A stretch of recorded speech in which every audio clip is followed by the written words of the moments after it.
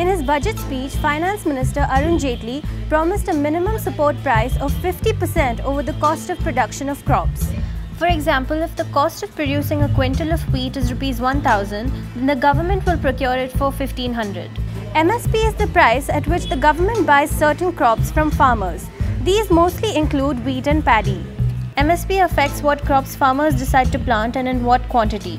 It is based on the agricultural cost of production, which can be calculated in several ways. For example, cost of inputs A2 plus imputed cost of family labor FL. Cost 2 C2 is A2 plus FL plus imputed cost of land rent plus interest on owned land and capital.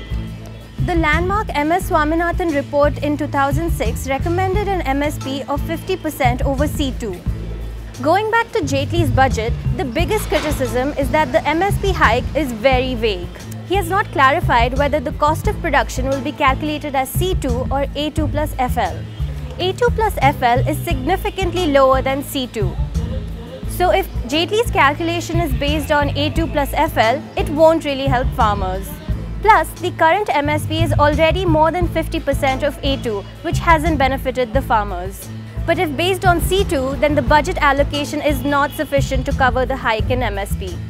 According to a 2015 government report, only 6% of farmers sold their crops at MSP.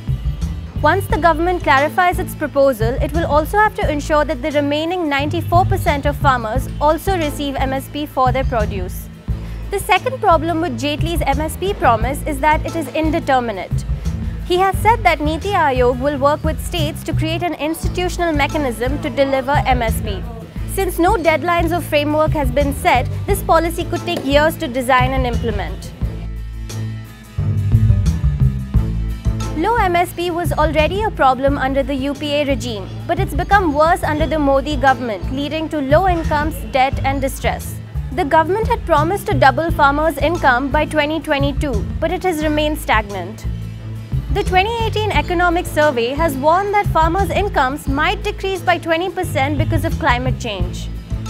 There have been numerous nationwide protests by farmers, but the 2018 budget does little to ease their rising distress.